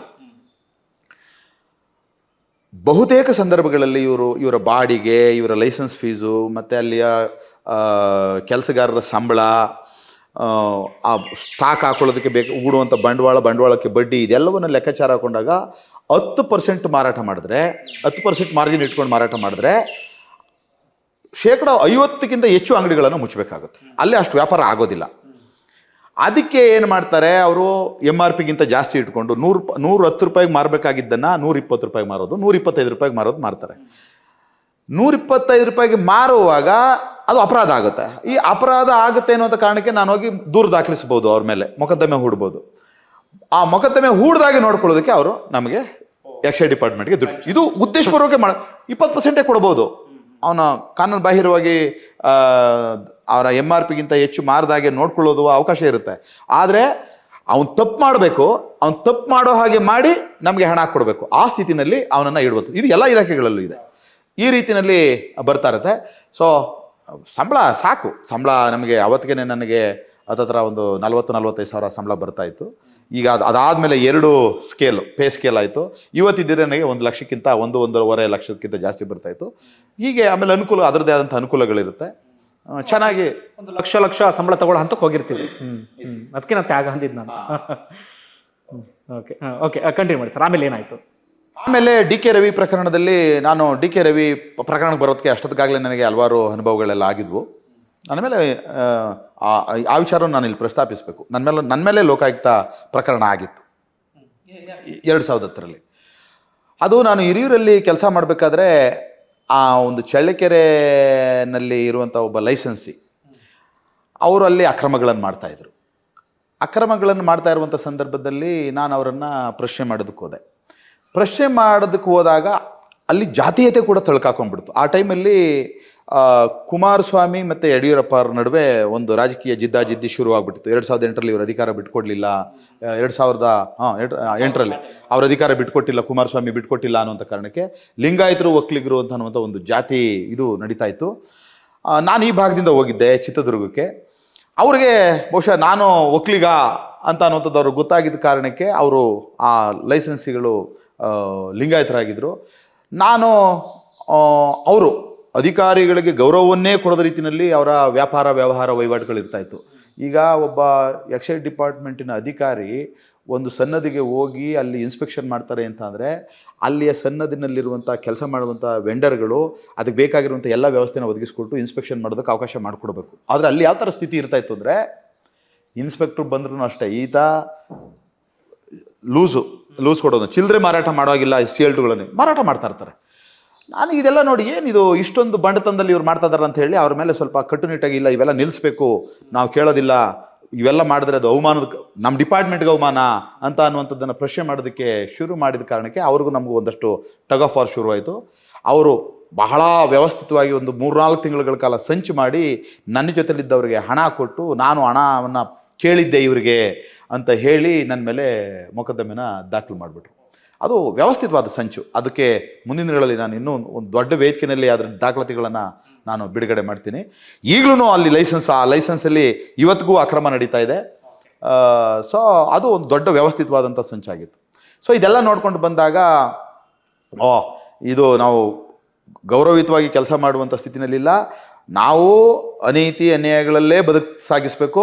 ಅದರಿಂದ ಏನಾಗುತ್ತೆ, ಆತ್ಮಗೌರವ ಇರೋದಿಲ್ಲ, ಮತ್ತು ಒಳಗಡೆ ಕಾನ್ಫಿಡೆನ್ಸ್ ಹೋಗ್ಬಿಡುತ್ತೆ ನಮಗೆ. ನಾವು ತಪ್ಪೇ ಮಾಡ್ಕೊಂಡು ಬದುಕ್ತಾ ಇದ್ದೀವಿ ಎಂದಾಗ ಸಮಾಜದ ಎದುರುಗಡೆ ಸರಿಯಾದ ರೀತಿಯಲ್ಲಿ ಮಾತಾಡೋದಕ್ಕಾಗಲ್ಲ, ಧೈರ್ಯವಾಗಿ ಮಾತಾಡೋದಕ್ಕಾಗಲ್ಲ, ಇಂಥ ಸ್ಥಿತಿ ಬಂದ್ಬಿಡುತ್ತೆ. ಇಂತಹ ಒತ್ತಡದಲ್ಲಿದ್ದಂಥ ಸಂದರ್ಭದಲ್ಲಿ ಡಿ ಕೆ ರವಿ ಅವ್ರದ್ದು ಸಾವು. ಓಕೆ, ಡಿ ಕೆ ರವಿ ಅವರು ನಿಮಗೆ ಆ ಟೈಮಲ್ಲಿ ಅಂದರೆ ನೀವು ಕುಣಿಗಲ್ ಇರ್ತೀರಿ ಅನ್ಸುತ್ತೆ? ನಾನು ಕುಣಗಲಲ್ಲಿ ಇನ್ಸ್ಪೆಕ್ಟರ್ ಆಗಿದ್ದೆ ಆ ಟೈಮಲ್ಲಿ. ಡಿ ಕೆ ರವಿ ನನಗೆ IAS ಆಫೀಸರ್ ಆಗಿ ಅವ್ರ ಪರಿಚಯ ಯಾಕಾಯಿತು ಅಂದರೆ D K Ravi exercise sub inspector ಆಗಿ ಕೆಲಸ ಮಾಡಿದ್ದಾರೆ. ಅವರು 2004ರಲ್ಲಿ ನಾವೇನೋ ಎಕ್ಸೈಸ್ ಡಿಪಾರ್ಟ್ಮೆಂಟ್ಗೆ ಕೆಲಸಕ್ಕೆ ಸೇರಿಕೊಂಡ್ವಿ. ಆ ಟೈಮಲ್ಲಿ ಅವರು ಸಬ್ ಇನ್ಸ್ಪೆಕ್ಟರ್ಗೆ ಸೇರಿಕೊಂಡು 7-8ನೇ ಇಸ್ವಿ ತನಕನೂ ಅವರು ಸಬ್ ಇನ್ಸ್ಪೆಕ್ಟರ್ ಆಗಿದ್ದರು. ನಾನು ನಾಗಮಂಗಲ ಸಬ್ ಇನ್ಸ್ಪೆಕ್ಟರ್ ಆಗಿದ್ದಾಗ ಅವರು ಕುಣಗಲ್ ಸಬ್ ಇನ್ಸ್ಪೆಕ್ಟರ್ ಆಗಿದ್ದರು. ಅದಲ್ಲದೆ ನಾನು ಕುಣಗಲ್ಲು ಮತ್ತು ಅವರು ಕುಣಗಲ್ಲು ತಾಲೂಕಿನವರು, ನಾನು ಮದ್ದೂರು ತಾಲೂಕಿನವನು. ಆಗ ಆಮೇಲೆ ನಮಗೆ ಭಾಳ ಆತ್ಮೀಯವಾಗಿದ್ವಿ. ನನ್ನಂತೂ ನನ್ನ ಗೌಡ್ರೆ ಅಥವಾ ಅಣ್ಣ ಅಂತ ಹತ್ರದಲ್ಲಿ ಮಾತಾಡಿಸ್ತಾ ಇದ್ರು. ಅವರು IASಗೆ ಪರೀಕ್ಷೆ ಬರೆಯೋದಕ್ಕೆ ನಾನು ಹೋಗ್ತೀನಿ, ಕೆಲಸ ಬಿಡ್ತೀನಿ, ರಾಜೀನಾಮೆ ಕೊಡ್ತೀನಿ ಅಂತ ಹೇಳಿದಾಗ ನನಗೂ ಕೂಡ ಅವರು ಹೇಳಿ ಇಲ್ಲ ನಾನು ಮಾಡ್ತೀನಿ ಗೌಡ್ರೆ, ಹಾಗಾಗಿ ನಾನು ರಿಸೈನ್ ಮಾಡ್ತಾ ಇದ್ದೀನಿ ಅಂತ 2007 ಸುಮಾರಲ್ಲಿ ರಾಜೀನಾಮೆ ಕೊಟ್ಟು ಹೋಗಿದ್ದು. ಆನಂತರ IAS ಮಾಡ್ಕೊಂಡು ಬಂದರು. ಬಂದಾದಮೇಲೆ ಮಧ್ಯೆ ಒಂದು 3-4 ವರ್ಷಗಳ ಕಾಲ ನಮಗೆ ಅವರು ಸಂಪರ್ಕದಲ್ಲಿರಲಿಲ್ಲ. ಆಮೇಲೆ ಮತ್ತೆ ಸಂಪರ್ಕಕ್ಕೆ ಬಂದರು. ಆಗಾಗ ಮಾತಾಡ್ತಾ ಇದ್ವಿ. ಬಟ್ ಬೇರೆ ಯಾವುದೇ ವಿಚಾರ ಮಾತಾಡ್ತಾ ಇರಲಿಲ್ಲ. ಆದರೆ ನಾನು ಇಲ್ಲ ವ್ಯವಸ್ಥೆ ಕೆಟ್ಟೋಗಿದೆ, ನಾವೆಲ್ಲ SIR ಮಾಡಬೇಕು, ಬಂದರು ನೀವು ಕೆಲಸ ಬಿಟ್ಟು ಬನ್ನಿ ಅಂತ ನಾನು ಡಿ ಕೆ ರವಿ ಅವ್ರನ್ನ ಕೆಲಸ ಬಿಟ್ಟು ಬನ್ನಿ, ನಾವೆಲ್ಲ ಒಂದು ಮಾಡೋಣ, ಏನಾದರೂ ಒಂದು ಮಾಡೋಣ, ಸಂಘಟನೆ ಮಾಡೋಣ ನಮ್ಮಂಥವ್ರು. ನಾನು ನಮ್ಮ ಎಕ್ಸೈಸ್ ಡಿಪಾರ್ಟ್ಮೆಂಟ್ ಹಲವಾರು ಜನಗಳನ್ನು ಕರೆದಿದ್ದೀನಿ, ಬನ್ನಿ ನಾವೆಲ್ಲ ಸೇರಿಕೊಂಡು ಒಂದು 50-100 ಜನನ ರಾಜೀನಾಮೆ ಕೊಟ್ಟು ಹೋಗಿ ಒಂದು ಕ್ರಾಂತಿ ಮಾಡುವಂಥ ಕೆಲಸ ಮಾಡೋಣ ಅಂತೆಲ್ಲ ಡಿ ಕೆ ರವಿ ಅವ್ರನ್ನ ನಾನು ಆ ರೀತಿ ಕರಿತಾ ಇದ್ದೆ. ಅವ್ರು ಸಾವಾದಾಗ ಅಲ್ಲಿ ಹಲವಾರು ವಿಚಾರಗಳು ಬಂದ್ಬಿಡ್ತು, ಮಾಧ್ಯಮಗಳಲ್ಲಿ ಏನೇನೋ ಬಂತು. ನನಗೆ ಶಾಕು, ಯಾಕೆಂದರೆ ನನ್ನ ಜೊತೆಯಲ್ಲಿ ಸುಮಾರು ಒಂದು 5-6 ದಿನಗಳ ಹಿಂದೆ ಅವರು ನನ್ನ ಜೊತೆಲಿ ಒಂದು ಯಾವುದೋ ನಮ್ಮ ಊರಲ್ಲಿ ದೇವಸ್ಥಾನ ಕಟ್ತಾ ಇದ್ದ ವಿಚಾರಕ್ಕೆ ಸಂಬಂಧಪಟ್ಟಂತೆ ನಾವು ಅವ್ರ ಜೊತೆಲಿ ಮಾತಾಡಿದ್ದೆ. ಶಾಕ್ ಆಗಿಬಿಟ್ಟೆ ನಾನು. ಮತ್ತು ಒಳ್ಳೆ ಅಧಿಕಾರಿ ಅಂತ ಗೊತ್ತಿತ್ತು, ಬಹಳ ಜೋಬಿಯಲ್ ಮನುಷ್ಯ, ಬಹಳ ಖುಷಿಯಾಗಿರುವಂಥದ್ದು ಎಲ್ಲರ ಜೊತೆನಲ್ಲೂ. ಈ ಮನೊಬ್ಬ IAS ಆಫೀಸರು ಸೂಸೈಡ್ ಮಾಡ್ಕೊಂಡಲ್ಲ, ಸೂಸೈಡ್ ಆಗಿದೆಯಾ ಅಥವಾ ಕೊಲೆ ಆಗಿದ್ದು ಗೊತ್ತಾಗಬೇಕಲ್ಲ ನಮಗೆ. ಅದಕ್ಕೆ ಬೇರೆ ಇಲ್ಲಿ ರಾಜ್ಯ ಸರ್ಕಾರ ಬೇರೆ ವಿಚಾರಗಳನ್ನು ಹೇಳ್ತಾ ಇತ್ತು, ಅವ್ರದ್ದೇ ಏನೋ ತಪ್ಪು ಅಂತ ಹೇಳ್ತಾ ಇತ್ತು. ಇವತ್ತಿನ ರಾಜಕಾರಣಿಗಳು ಏನು ಹೇಳ್ತಾರೆ, ಯಾವ್ದು ಮಾಡ್ತಾರೆ ಅಂತ ಗೊತ್ತಿಲ್ಲದೆ ಇರೋದ್ರಿಂದ ಇದು CBI ತನಿಖೆ ಆಗಬೇಕು ಅಂತ ಅನ್ನುವಂಥ ಒಂದು ನಿಲುವಿಗೆ ನಾನು ಬಂದೆ. ಸೊ ಯಾರು ಕೇಳಬೇಕಿದನ್ನು? DK Ravi exercise sub inspector ಆಗಿ ಕೆಲಸ ಮಾಡ್ತಾ ಇದ್ದ ರೇಂಜಲ್ಲಿ ನಾನು ಎಕ್ಸೈಸ್ ಇನ್ಸ್ಪೆಕ್ಟರ್ ಆಗಿ ಈಗ ಆ ಸಂದರ್ಭದಲ್ಲಿ ನಾನು ಕೆಲಸ ಮಾಡ್ತಾ ಇದ್ದೆ. ನನ್ನ ಅತಿ ಆತ್ಮೀಯ ಸ್ನೇಹಿತ, ಭಾಳ ನಾವು ಕ್ಲೋಸ್ ಆಗಿದ್ದವರು DK ರವಿ, ಕುಣಗಲ್ ತಾಲೂಕು ಅವರೇ. ಇವೆಲ್ಲವೂ ಕೂಡ ಸೇರಿ ನನಗೆ ಒಂದು ರೀತಿಯ ಒತ್ತಡವನ್ನು ಆ ಸಂದರ್ಭದಲ್ಲಿ ಸೃಷ್ಟಿ ಮಾಡ್ತು. ಆಮೇಲೆ ನನಗೂ ಇಲಾಖೆ ಇದೆಲ್ಲವನ್ನು, ಸಮಾಜ, ಅಧಿಕಾರಶಾಹಿ, ಕೆಟ್ಟ ರಾಜಕಾರಣ ಇದೆಲ್ಲವನ್ನು ನೋಡಿ ಬೇಸರ ಆಗಿದ್ದೆ ನಾನು. ಇಲ್ಲ, ಇದು CBI ತನಿಖೆ ಆಗಬೇಕು ಅಂತ ನಾನು ನನಗೆ ರಾಜೀನಾಮೆಗೆ ನನ್ನ ಕೆಲಸಕ್ಕೆ ರಾಜೀನಾಮೆ ಕೊಟ್ಟು ಪಾದಯಾತ್ರೆಯನ್ನು ಆ ಸಂದರ್ಭದಲ್ಲಿ ರಾಜೀನಾಮೆ ಕೊಟ್ಬಿಡ್ತೀನಿ. ರಾಜೀನಾಮೆ ಕೊಟ್ಟು ನಾನು ಪಾದಯಾತ್ರೆ ಮಾಡಿದೆ. ಪಾದಯಾತ್ರೆ ಮಾಡಿದಂಥ ಸಂದರ್ಭದಲ್ಲಿ ಆಗ ಅದು ದೊಡ್ಡ ಸುದ್ದಿ ಆಯಿತು. ತುಂಬ ಜನ ಸೇರಿಕೊಂಡ್ರು ಆ ಪಾದಯಾತ್ರೆಗೆ. ಮೊದಲ 1 ದಿನ 2 ದಿನ, ಆನಂತರ ಅದರ ಕಾರಣಕ್ಕೆ ಇಡೀ ರಾಜ್ಯಾದ್ಯಂತ ಒಂದು ದೊಡ್ಡ ಸಂಚಲನ ಉಂಟಾಗ್ಬಿಡ್ತು. ಸೊ ನಾನು ಪಾದಯಾತ್ರೆ ಬಂದೆ. ಪಾದಯಾತ್ರೆ ಮಾಡ್ಕೊಂಡು ಬರೋಷ್ಟರಲ್ಲಿ ಒತ್ತಡ, ಅಧಿವೇಶನ ನಡೀತಾ ಇತ್ತು. ಅಧಿವೇಶನದಲ್ಲೇ ಸಿದ್ದರಾಮಯ್ಯ ತೀರ್ಮಾನ ತೆಗೆದುಕೊಂಡು CBIಗೆ ವಹಿಸ್ತೀವಿ ಅಂತ ಅಂದರು. ಬಟ್ ಆನಂತರ ನನಗೆ ಅಧಿಕಾರಿಗಳೆಲ್ಲ ಫೋನ್ ಮಾಡಿ, ಇಲ್ಲ ನೀನು ಬಂದ್ಬಿಡು, ವಾಪಸ್ ಬಂದ್ಬಿಡು, ಹಾಗೆ ಈಗ ನಿನ್ನ ಸಸ್ಪೆಂಡ್ ಮಾಡಬೇಕಾಗುತ್ತೆ, ಅದು ಮಾಡಬೇಕಾಗುತ್ತೆ, ನಿನ್ಗೀಗಲೂ ಅವಕಾಶ ಇದೆ ಅಂತ. ಸೊ ನಾನು ಇಲ್ಲ, ಪರವಾಗಿಲ್ಲ ಅಂತ ಅಂದ್ಕೊಂಡು ಮುಂದುವರೆದಿದ್ದೆ. ಆ ನಂತರ ಕೆಲವು ಅಧಿಕಾರಿಗಳೆಲ್ಲರೂ ನನಗೆ ಫೋನ್ ಮಾಡಿ, ಏನಾಗಲ್ಲ, ನಿಂದು ರಾಜೀನಾಮೆ ಅಕ್ಸೆಪ್ಟ್ ಮಾಡ್ತಾ ಇಲ್ಲ, ವಾಪಸ್ ಬಂದು ಕೆಲಸ ಮಾಡು ಅಂತ ಹೇಳಿದ್ರು. ಮತ್ತು ನಾನು ಕೆಲಸ ಮಾಡೋದಕ್ಕೆ ಶುರು ಮಾಡಿದೆ. ಆ ನಂತರ ಇದು ಅಷ್ಟೊತ್ತಿಗಾಗಲೇ ಸಿಟ್ಟಿಗೆ, ಆಕ್ರೋಶಕ್ಕೆ ತುತ್ತಾಗಿದ್ದಂಥ ಸಿದ್ದರಾಮಯ್ಯ ಜೊತೆಯಲ್ಲಿ ಅವರು ಮಾಡಿದ್ದಾರೆ ಅಂತಲ್ಲ, ಅವರ ಪರವಾಗಿದ್ದಂಥ ಅಧಿಕಾರಿಗಳು ಇವನನ್ನು ಬಲಿ ಹಾಕಬೇಕು, ಇವರು ಸಿದ್ದರಾಮಯ್ಯ ಸರ್ಕಾರದ ವಿರುದ್ಧ, ಸಿದ್ದರಾಮಯ್ಯನವ್ರ ವಿರುದ್ಧ ಇದೆಲ್ಲ ಮಾತಾಡ್ದ ಅನ್ನುವಂಥ ಕಾರಣಕ್ಕೆ ನನಗೆ ಪನಿಷ್ಮೆಂಟ್ ಟ್ರಾನ್ಸ್ಫರ್ ಆಗಿ ಕುಣಗಲ್ನಿಂದ ವಿರಾಜಪೇಟೆಯ KSPCLಗೆ ನಾನು ಟ್ರಾನ್ಸ್ಫರ್ ಮಾಡಿದ್ರು. ಆಟೋದಗಾಗಲೇ ನಾನು ಮನಸ್ಸಿಗೆ ಸಿದ್ಧತೆ ಆಗ್ಬಿಟ್ಟಿದ್ದೆ, ಇಲ್ಲ ನಾನು ಕೆಲಸ ಬಿಡಬೇಕು ಅಂತ. ಮತ್ತೆ 1 ವರ್ಷ ನಾನು ವಿರಾಜಪೇಟೆ KSPCLನಲ್ಲಿ ಕೆಲಸ ಮಾಡಿದೆ. ಮತ್ತು ಆಗ ಒಂದು ಆಪ್ಷನ್ ಇಟ್ಕೊಂಡೆ, ಇಲ್ಲ ನಾನು ಹತ್ರಕ್ಕೆ ಹೋಗ್ಬಿಡ್ಬೇಕು ಟ್ರಾನ್ಸ್ಫರ್ ತೆಗೆದುಕೊಂಡು, KSPCLಲ್ಲೇ ಯಾವುದೇ ಲಂಚ ರುಶ್ವತ್ತು ಇಲ್ಲದೇನೆ ನನ್ನ ಪಾಡಿಗೆ ನಾನು ಕೆಲಸ ಮಾಡಿಕೊಂಡು, ನನ್ನ ಜಮೀನು ಕೆಲಸ ಮಾಡಿಕೊಂಡು ತಣ್ಣಗೆ ಶಾಂತಿಯುತವಾಗಿ ಇದ್ಬಿಡ್ಬೇಕು ಅಂತ ಟ್ರಾನ್ಸ್ಫರ್ಗೆ ಪ್ರಯತ್ನ ಮಾಡಿದೆ. ಅಷ್ಟೊತ್ತಿಗಾಗಲೇ ನನ್ನ ಮೇಲೆ ಕಣ್ಣಿಟ್ಟಿದ್ದವರು ಟ್ರಾನ್ಸ್ಫರ್ ಮಾಡಿಕೊಡ್ಲಿಲ್ಲ. ನನಗೆ ಮತ್ತೆ ಬೇಸರ ಆಯಿತು, ಇವರು ನನ್ನನ್ನು ಪನಿಷ್ ಮಾಡಬೇಕು ಅನ್ನುವಂಥ ಕಾರಣಕ್ಕೆ ಇಲ್ಲಿ ಹಾಕಿದ್ದಾರೆ ಅಂತ. ಅಷ್ಟೊತ್ತಿಗಾಗಲೇ ನಾನು ನಿಮಗೆ ಮೊದಲೇ ಹೇಳಿದಾಗೆ ಹಳ್ಳಿಗಳಲ್ಲಿ ಮದ್ಯ ಮಾರಾಟ ಆಗ್ತಾ ಇದ್ದದ್ದು, ಇವೆಲ್ಲ ಸಮಸ್ಯೆಗಳೆಲ್ಲ ಆಗ್ತಾಯಿದ್ದು ಎಲ್ಲ ನನ್ನ ತಲೆನಲ್ಲಿತ್ತು. ಹಾಗಾಗಿ ಇಲ್ಲ, ಇದನ್ನು ಒಂದು ಆಂದೋಲನವನ್ನು ಕಟ್ಟಬೇಕು, ಮದ್ಯ ನಿಷೇಧ ಆಂದೋಲನವನ್ನು ಅನ್ನುವಂಥ ಯೋಚನೆ ಮಾಡಿಕೊಂಡು ನಾನು ರಜಾ ಹಾಕ್ಬಿಟ್ಟು ಬಸವ ಕಲ್ಯಾಣದಿಂದ ಬೆಂಗಳೂರಿನವರೆಗೆ ಪಾದಯಾತ್ರೆ ಮಾಡಿದೆ. ಅದು 2016 ನವೆಂಬರ್ 20 ಶುರು ಮಾಡಿದ ಪಾದಯಾತ್ರೆ 43 ದಿನಗಳ ಕಾಲ, ಜನವರಿ 3, 2017 ಪಾದಯಾತ್ರೆ ನಡೀತು. ನಾವೊಂದು 7 ಜನ ಹೊರಟ್ವಿ. ಅಲ್ಲಲ್ಲಿ ನೂರಾರು ಜನ ನಮ್ಮ ಜೊತೆಯಲ್ಲಿ ಸೇರ್ಕೊಳ್ತಾ ಇದ್ರು ಪಾದಯಾತ್ರೆಗೆ. ಆ ವಿಚಾರ ಮಾತಾಡಿಕೊಂಡು, ಯಾಕೆ ಮದ್ಯ ನಿಷೇಧ ಆಗಬೇಕು, ರಾಜ್ಯದಲ್ಲಿ ಸಂಪೂರ್ಣ ಮದ್ಯ ನಿಷೇಧ ಆಗಬೇಕು, ಹಳ್ಳಿಗಳ ಮೇಲೆ ಏನು ಸಮಸ್ಯೆ ಆಗ್ತಾ ಇದೆ, ಸರ್ಕಾರಕ್ಕೆ ಆದಾಯ ಎಷ್ಟು ಬರ್ತಾ ಇದೆ, ಇದನ್ನು ದೊಡ್ಡ ಆದಾಯ ಅಂತ ಹೇಳ್ತಾ ಇದ್ದಾರೆ, ಇದೆಲ್ಲವನ್ನು ಹೇಳ್ಕೊಂಡು 43 ದಿನಗಳ ಕಾಲ ಪಾದಯಾತ್ರೆ ಮಾಡಿ ಬಂದೆ. ಆದರೆ ಪಾದಯಾತ್ರೆಯ ಮಧ್ಯಭಾಗದಲ್ಲೇ ನಾನು ಇನ್ನು ತಿಂತಿಣಿ ಕೃಷ್ಣಾ ನದಿಯ ತಟದಲ್ಲಿದ್ದಾಗ ನಿಮ್ಮದು ಸಸ್ಪೆನ್ಷನ್ ಮಾಡ್ತಾ ಇದ್ದೀವಿ ಅಂತ ಹೇಳಿದ್ರು. ನೀವು ಬರಲಿಲ್ಲ, ಪಾದಯಾತ್ರೆ ಬಿಟ್ಟು ನೀನು ವಾಪಸ್ ಬರಲಿಲ್ಲ ಅಂದರೆ ನಿನ್ನನ್ನು ಸಸ್ಪೆಂಡ್ ಮಾಡಬೇಕಾಗುತ್ತೆ ಅಂತ ಹೇಳಿದ್ರು. ನಾನು ಬಿಟ್ಟಿದ್ದೀನಿ, ಸಸ್ಪೆಂಡ್ ಮಾಡ್ಕೊಳ್ಳಿ ಅಂತ ಹೇಳಿದೆ. ಸಸ್ಪೆನ್ಷನ್ ಆಯಿತು. ಆ ನಂತರ ನಾನು ಪಾದಯಾತ್ರೆ ಕಂಟಿನ್ಯೂ ಮಾಡಿ ಮುಗಿಸ್ದೆ. ಆಮೇಲೆ ನಾನು ರಿವೋಕ್ ಮಾಡಿ ಅಂತ ನಾನು ಕೇಳಲಿಲ್ಲ, ನನ್ನ ಸಸ್ಪೆನ್ಷನ್ ರಿವೋಕ್ ಮಾಡಿ ಅಂತ ಕೇಳಲಿಲ್ಲ. ಮತ್ತೆ ಅದನ್ನು ಇಂದಿನ DK ರವಿಯವರ ಪ್ರಕರಣವನ್ನು ತೆಗೆದುಕೊಂಡು ಅದನ್ನು ನಡೀತಾ ಇತ್ತು, ಇಲಾಖಾ ವಿಚಾರಣೆ ಅಂತ ನಡೆಯುತ್ತೆ. ಇಲಾಖಾ ವಿಚಾರಣೆ ನಡೆದಂಥ ಸಂದರ್ಭದಲ್ಲಿ ನೀನು ತಲೆ ಕೆಟ್ಟು ಅಥವಾ ಮಾನಸಿಕ ಅಸ್ವಸ್ಥನಾಗಿ ಅಥವಾ ಏನೋ ಒಂದು ನನಗಿದಾಗಿ ನನಗೆ ಗೊತ್ತಿಲ್ಲದೇ ನಾನು DK ರವಿ ಪ್ರಕರಣದಲ್ಲಿ ಪಾದಯಾತ್ರೆ ಮಾಡಿಬಿಟ್ಟೆ, ಸರ್ಕಾರದ ವಿರುದ್ಧ ಮಾತಾಡಿದ್ದೀನಿ, ಅದು ತಪ್ಪಾಗಿದೆ ಅಂತ ಬರ್ಕೊಡು ರೈಟಿಂಗ್ನಲ್ಲಿ ಅಂತ ಆ ನಡೀತಾ ಇರುವಂಥ ಸಂದರ್ಭದಲ್ಲಿ ನಮ್ಮ ಕಮಿಷನರು ಎಲ್ಲ ಹೇಳಿದ್ರು ನನಗೆ. ನನ್ನ ನಿಲುವಲ್ಲಿ ನಾನು ಕರೆಕ್ಟ್ ಇದ್ದೀನಿ. ಅವತ್ತು ನಾನೇನು ಕೇಳಿದ್ದೀನಿ ಅದು ಕರೆಕ್ಟ್ ಇದೆ. ನಾನು ಒಬ್ಬ ನಾಗರಿಕನಾಗಿ ಸರ್ಕಾರವನ್ನು ಪ್ರಶ್ನೆ ಮಾಡಿದ್ದೀನಿ, ಹಾಗೆ ಒಬ್ಬ ಸರ್ಕಾರಿ ನೌಕರನಾಗಿಯೂ ನಾನು ಪ್ರಶ್ನೆ ಮಾಡಿದ್ದೀನಿ. ಸರ್ಕಾರಿ ಅಧಿಕಾರಿಗಳು ಸರಿಯಾದ ರೀತಿಯಲ್ಲಿ ಕೆಲಸ ಮಾಡ್ತಾ ಇದ್ದಾಗ ಯಾವುದೋ ದುಷ್ಟಶಕ್ತಿಗಳು ಅವರನ್ನು ಕೊಲ್ತಾರೆ ಅನ್ನುವಂಥ ಸ್ಥಿತಿ ಬರಬಾರ್ದು. ಒಂದು ವೇಳೆ ಆ ರೀತಿ ಆಯಿತು ಅಂದರೆ ಸಮಾಜ ಕೇಳುತ್ತೆ ಅನ್ನುವಂಥದ್ದನ್ನು ಪ್ರತಿಪಾದನೆ ಮಾಡಬೇಕು ಅನ್ನುವಂಥ ಕಾರಣಕ್ಕೆ, ಅದು ಸಂದೇಶ ಕೊಡಬೇಕು ಅನ್ನುವಂಥ ಕಾರಣಕ್ಕೆ ನಾನು ಮಾಡಿದ್ದು. ಮತ್ತು ನಾನು ಸರ್ಕಾರಿ ನೌಕರ ಆಗಿ ಸರ್ಕಾರದ ಮುಖ್ಯಸ್ಥರನ್ನು ನಾನು ಇದನ್ನು ಕೇಳಿದ್ದು, ಒಬ್ಬ ಮಗ ತಾಯಿಯನ್ನು ಕೇಳಿದಾಗ ಇಲ್ಲ ಈ ಮುಖಾಂತರ ನ್ಯಾಯ ಕೊಡಬೇಕು ನೀವು ಅಂತ ನಾನು ಕೇಳಿದ್ದೀನಿ ಹೊರತು ನಾನು ಮಾನಸಿಕವಾಗಿ ಏನೋ ತಲೆ ಕೆಟ್ಟು ಅದು ನಾನು ಕೇಳಿಲ್ಲ, ನಾನು ಆ ವಿಚಾರದಲ್ಲಿ ಸ್ಪಷ್ಟ ಅಷ್ಟೊತ್ತಿಗಾಗಲೇ ಸತಿ ಕಂಡುಕೊಳ್ಬೇಕು ಅಂತ ಅನ್ನುವಂಥದ್ದು ನನಗೆ ಬಂದಿತ್ತು. ಹಾಗಾಗಿ ನಾನು ಮತ್ತೆ ಕೆಲಸದಲ್ಲಿ ಮುಂದುವರಿಬೇಕು ಅಂತ ಅನ್ನೋ ಕಾರಣಕ್ಕೆ ಇಲ್ಲದಿರುವಂಥ ನಾಟಕಗಳಲ್ಲಿ ಆಡಬಾರ್ದು ಅಂತ ನಾನು ಸ್ಪಷ್ಟವಾಗಿದ್ದರಿಂದ, ಇಲ್ಲ ನೀವೇನೇ ತೆಗೆದುಕೊಂಡ್ರು ನಾನು ಅದಕ್ಕೆ ಸಿದ್ಧ ಇದ್ದೀನಿ ಅಂತ ಹೇಳಿದೆ. ಆಮೇಲೆ ಇದೇ ಸಂದರ್ಭ ಬಳಸ್ಕೊಂಡು ಇವನು ಸರ್ಕಾರದ ವಿರುದ್ಧ ಮಾತಾಡ್ದ ಅಂತ ಹೇಳಿ ಕೇವಲ ಒಂದು ಸಣ್ಣ ಕಾರಣ ನನ್ನನ್ನು ಡಿಸ್ಮಿಸ್ ಮಾಡಲಾಯಿತು. ಡಿಸ್ಮಿಸ್ ಮಾಡಿದ್ರು, ವಜಾ ಮಾಡಿದ್ರು. ಅದನ್ನು ನಾನು ಕೋರ್ಟ್ಗೆ ಹೋಗಿ ಕೇಳ್ಬೋದಾಗಿತ್ತು. ಏನು ಮಾಡ್ತೀರಿ, ಕೋರ್ಟ್ಗೆ ಹೋಗಿ ಕೇಳಿ ಮತ್ತೆ ನಾನು ಇನ್ಸ್ಪೆಕ್ಟ್ರಾಗಿ ಕೆಲಸ ಮುಂದುವರಿಸ್ತೀನಿ ಅಂತ ಅಂದರೆ ಕೋರ್ಟ್ಗೆ ಹೋಗಬೇಕು, ಮತ್ತೆ ಯಾಕೆ ಅನಗತ್ಯವಾದಂಥ ಸಮಯ ವ್ಯಯ ಮಾಡಬೇಕು, ಅದ್ರ ಬದಲು ಕಟ್ಟುದ್ರಲ್ಲಿ ತೊಡಗೋಣ ಅಂತ ಹೇಳಿ ನಾನು ಅಷ್ಟೊತ್ತಿಗಾಗಲೇ ರವಿಕೃಷ್ಣ ರೆಡ್ಡಿ ಅವರು ನಮ್ಮ ಸಂಪರ್ಕಕ್ಕೆ ಬಂದಿದ್ದರು. ರವಿಕೃಷ್ಣ ರೆಡ್ಡಿ ಅವ್ರ ತನ್ನಲ್ಲಿ ಮಾತಾಡಿಕೊಂಡು, ರವಿಕೃಷ್ಣ ರೆಡ್ಡಿ ಅವರು ನೋಡಿ ಗೌಡ್ರೆ ಈ ಥರ ಆಯಿತು ಅಂದರೆ ಬೇಡ, ನೀವು ಮುಂದುವರಿದಾದ್ರೆ ಕೆಲಸದಲ್ಲಿ ಮುಂದುವರಿರಿ, ನೀವು ದುಡುಕಿ ನಿರ್ಧಾರ ತೆಗೆದುಕೊಳ್ಬೇಡಿ, ನೀವು ಖಚಿತವಾಗಿದ್ದೀರಾ ಅಂತ. ಇಲ್ಲ ನಾನು ಕೋರ್ಟ್ಗೆ ಹೋಗಲ್ಲ, ಅದೇ ಕಾರಣಕ್ಕೆ ಪ್ರಶ್ನೆ ಮಾಡಲ್ಲ. ಇವತ್ತು ಪ್ರಶ್ನೆ ಮಾಡಿದ್ರೆ ನಾನು ಹೋಗಿ ಡಿಪಾರ್ಟ್ಮೆಂಟ್ಗೆ ರಿಟರ್ನ್ ಆಗ್ಬೋದು, ಏನು ಮಾಡ್ತೀರಾ? ಸೊ ಹಾಗಾಗಿ ನನಗೆ ಅದ್ರ ಅಗತ್ಯ ಇಲ್ಲ ಅಂತ ಹೇಳಿ ನಾನು ಮುಂದುವರೆದೆ. ಓಕೆ, ನಿಮ್ಮ ಫ್ಯಾಮಿಲಿಯಿಂದ ಆ ಟೈಮಲ್ಲಿ ಏನು ಒತ್ತಡ ಬರಲಿಲ್ಲ? ಬಂತು, ಸಿಕ್ಕಾಪಟ್ಟೆ ಒತ್ತಡ ಬಂತು. ಅಯ್ಯೋ, ಆ ಸಂದರ್ಭದಲ್ಲಿ ಬಂದಂಥ ಒತ್ತಡ ನಮ್ಮ ಸ್ನೇಹಿತರು, ನಮ್ಮ ಹತ್ತಿರದ ಸಂಬಂಧಿಕರು ಎಲ್ಲ ಸಿಕ್ಕಾಪಟ್ಟೆ ಒತ್ತಡ ಹೇರಿದ್ರು. ನೀನು ತಪ್ಪು ತೀರ್ಮಾನ ತೆಗೆದುಕೊಳ್ತಾ ಇದೀಯಾ, ಹುಚ್ಚು ತೀರ್ಮಾನ ತೆಗೆದುಕೊಳ್ತಾ ಇದೀಯಾ, ನೀನು ಏನು ಹಾಗೆ ಹೀಗೆ ಅಂತ.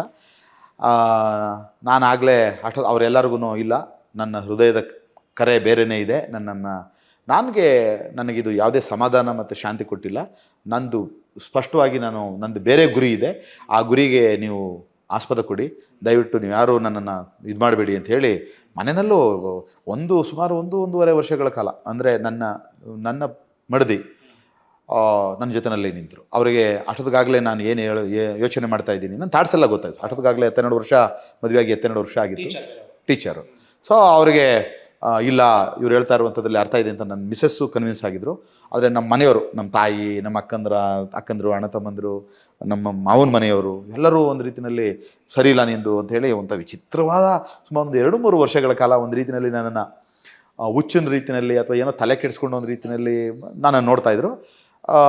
ಅದೆಲ್ಲ ನಿರೀಕ್ಷಿತವೇ ಆಗಿತ್ತು. ನನಗೆ ಇದೆಲ್ಲ ಈ ಸಂದರ್ಭವನ್ನು ನಾವು ಆಯ್ದು ಹೋಗೋಣ ಅನ್ನುವಂಥ ತೀರ್ಮಾನ ತೆಗೆದುಕೊಂಡು ಅದನ್ನು ನಾನು ಪ್ರಜ್ಞಾಪೂರ್ವಕವಾಗಿ ಅದೆಲ್ಲವನ್ನು, ಇದು ಒಂದು ರೀತಿಯಲ್ಲಿ ಅತ್ಯಂತ ಕಷ್ಟದ ಮುಜುಗರದ ಕಾಲ, ಈ ಕಾಲವನ್ನು ನಾನು ಆಯ್ದು ಸಾಗಬೇಕು, ಆನಂತರ ಇದು ಸರಿ ಹೋಗುತ್ತೆ ಅಂತ ಅನ್ನುವಂಥ ಒಂದು ವಿಶ್ವಾಸ ಇಟ್ಕೊಂಡು. ಓಕೆ, ನಿಮ್ಮ ಬದುಕಿನ ವಿಚಾರಕ್ಕೆ ಬರ್ತೀನಿ. ಅದಕ್ಕೂ ಮುನ್ನ ನಿಮ್ಮ ಸ್ನೇಹಿತರಾಗಿರುವಂಥ ಡಿ ಕೆ ರವಿ ಅವ್ರ ವಿಚಾರ. ಆಮೇಲೆ CBI ತನಿಖೆ ಆಗುತ್ತೆ, CBI ರಿಪೋರ್ಟ್ ಕೂಡ ಬರುತ್ತೆ, ಸಾಕಷ್ಟು ಚರ್ಚೆ ಎಲ್ಲವೂ ಕೂಡ ಆಗುತ್ತೆ. ಈಗಲೂ ನಿಮ್ಗೆ ಏನು ಅನ್ಸುತ್ತೆ ಅವ್ರ ಸಾವಿಗೆ ಸಂಬಂಧಪಟ್ಟ ಅನುಮಾನ ಇದೆಯಾ ನಿಮ್ಗೆ ಈಗಲೂ? ನನಗೆ ಅದು ಯಾಕೆಂದರೆ CBI ತನಿಖೆ ಮಾಡಿದೆ, ರಾಜ್ಯ ಸರ್ಕಾರ ಕೂಡ ಅದನ್ನೇ ಹೇಳ್ತಾ ಇತ್ತು. ಅವ್ರದ್ದು ಬೇರೆ ಯಾವ್ಯಾವುದೋ ಪ್ರಕರಣಗಳಲ್ಲಿ ದುಡ್ಡು ಕಾಸು ಮತ್ತು ಬೇರೆ ಇನ್ಯಾವುದೋ ಒಂದು ವೈಯಕ್ತಿಕವಾದಂಥ ವಿಚಾರಗಳಲ್ಲಿ ತಗಲಾಕೊಂಡಿದ್ರು ಅಂತ. ಸೊ ಹಾಗಾಗಿ ನಾನು ಫಸ್ಟು ಯೋಚನೆ ಮಾಡಿದ್ದಕ್ಕೂ ಆನಂತರ ಬಂದಂಥ ತನಿಖೆಯಲ್ಲಿ ಬಂದಂಥ ಮಾಹಿತಿಗಳು ಬೇರೆ ಬೇರೆ ಆಗಿದ್ವು. ಸೊ ಹಾಗಾಗಿ ನನಗೇನೋ ಆ ವಿಚಾರದಲ್ಲಿ ನನಗೇನೋ ಇದು ಹೀಗೆ ಆಗಿರಬಹುದು ಅಂತ ಯಾವುದೇ ಇಲ್ಲ. ಯಾಕೆಂದರೆ ನನಗೆ ಬೇರೆ ಯಾವುದೇ ಮಾಹಿತಿ ಇಲ್ಲ, ಬೇರೆ ಮಾಹಿತಿ ಇಲ್ಲ. ಅವ್ರ ನಿಜದಲ್ಲಿ ಮಾತಾಡಿದ್ಬಿಟ್ರೆ, ಬಟ್ ಆನಂತರ ನಾನು ಬೇರೆ ವರದಿಗಳನ್ನು ಇತ್ಯಾದಿಗಳನ್ನು ನಾನು ನೋಡಿಕೊಂಡೆ ಅಷ್ಟೇ. ಅದನ್ನು ಇರಬಹುದು, ಇವನು ಏನೋ ಮನುಷ್ಯನಿಗೆ ಹಲವಾರು ಮುಖಗಳಿರ್ತದೆ, ಹೊರಗಡೆ ಒಂದು ಮುಖ ಅಥವಾ ಒಳಗಡೆ ಇನ್ನೊಂದು ಏನು ಮುಖ ಇತ್ತೋ, ಸೊ ಏನು ಬೇಕಾದರೂ ಆಗಿರಬಹುದು ಅಂತ ಅನ್ನೋ ತೀರ್ಮಾನಕ್ಕೆ ಬಂದೆ. ಬಟ್ ನನಗೆ ಆದರೆ ಒಂದಂತೂ ನನ್ನ ತಲೆಯಲ್ಲಿ ಉಳ್ಕೊಂಡಿದೆ, ಆ ಸಂದರ್ಭದಲ್ಲಿ ಕೆಲವು ರಾಜಕಾರಣಿಗಳು, ಸಿದ್ದರಾಮಯ್ಯನವರು, KJ ಜಾರ್ಜು, ಇವರೆಲ್ಲರೂ ಕೊಟ್ಟಂಥ ಸಬೂಬುಗಳು, ಇವರಂತ ಕೊಟ್ಟಂಥ ಸಾಕ್ಷಿಗಳು, ಆಮೇಲೆ ಅವ್ರ ಅಧಿವೇಶನದಲ್ಲಿ ಕೊಟ್ಟಂಥ ಸ್ಟೇಟ್ಮೆಂಟ್ಗಳು, ಇವೆಲ್ಲವನ್ನು ನೋಡಿದ್ರೆ ಕೇವಲ ಇಷ್ಟೇ ಅಲ್ಲ, ಅವ್ರ ಮೇಲೆ ಬೇರೆ ಬೇರೆ ಆತ ಸೂಸೈಡ್ ಮಾಡ್ಕೊಳ್ಳೋದಕ್ಕೆ ಇಷ್ಟೇ ಪ್ರಕರಣಗಳಲ್ಲದೆ ಬೇರೆ ಬೇರೆ ರಾಜಕೀಯ ಬೇರೆ ಬೇರೆ ಇನ್ಯಾವ್ಯಾವುದೋ ಒತ್ತಡಗಳು ಕಾರಣ ಆಗಿದ್ದಾವೆ. ಅಂದರೆ ಈಗ ನೀವು ಹೇಳ್ತೀರಿ CBI ವರದಿ ಬಂತು, ವರದಿಯಲ್ಲಿ ಬೇರೆ ಬೇರೆ ವಿಚಾರ ಪ್ರಸ್ತಾಪ ಮಾಡಿದ್ರು, ಅವುಗಳ ಜೊತೆಗೆ ಬೇರೆನೂ ಕಾರಣಗಳಿವೆ. ಖಂಡಿತ ಇವ್ರೇನು ಮಾಡಿದ್ರು, ಆತ್ಮಹತ್ಯೆ ಮಾಡ್ಕೊಳ್ಳೋದಕ್ಕೆ ಏನೇನು ಕಾರಣಗಳಿದ್ದಾವೆ ನೋಡಿ ಅಂತ ಅನ್ನುವಂಥದ್ದನ್ನು ಇವರು ತನಿಖೆಗೆ ಒಳಪಡಿಸಿಲ್ಲ.